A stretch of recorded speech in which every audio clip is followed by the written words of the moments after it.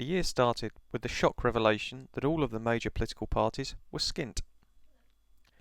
Although instead of the snowy weather, it was mostly raining. This after the dire warnings of drought.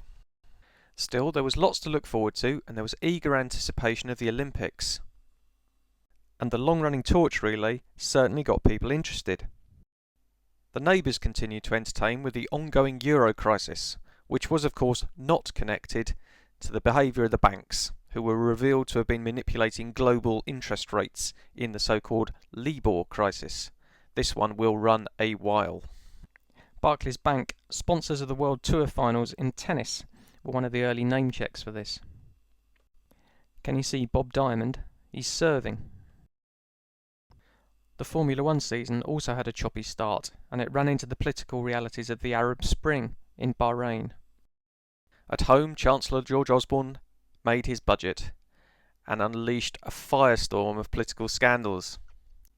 Pasty tax really caught the political imagination because it seemed to play into a commonly held perception about the Conservatives, the interests of wealth, and the interests of poor people. And the payment or non-payment of tax became a persistent concern throughout the year. But you can always rely on the royal family for light relief, and Prince Harry's trip to Vegas entertained many.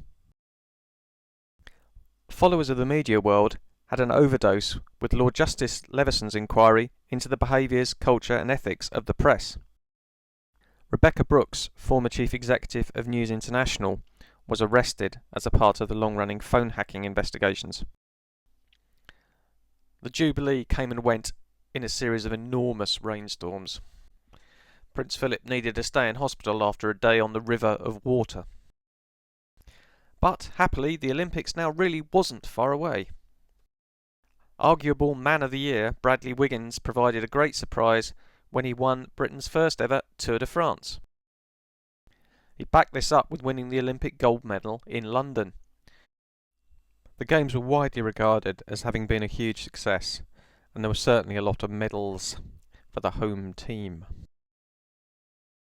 Less happy sporting memories were provided by Lance Armstrong, former multiple winner of the Tour de France, who was revealed as a drugs cheat. The other big US loser of the year was Mitt Romney, who was defeated in the presidential election by President Obama. In the latest of the Royal Bodies series, Kate Middleton, or the Duchess of Cambridge as she now is, announced she was pregnant. But the autumn news agenda was really led by the paedophile scandals at home. These started with the revelations about the behaviour of much-loved TV celebrity Jimmy Savile from the BBC. But there were many worries about other famous names. None of this was helped by the ongoing war between government and police. Plebgate got the headlines, but the problem was really about proposed changes to working terms and conditions for the coppers. The obsession with scandal meant that larger issues, such as the proposed changes to welfare benefits, were not so much covered. However, much like the John Terry racism story, this one will keep coming back. Happy New Year!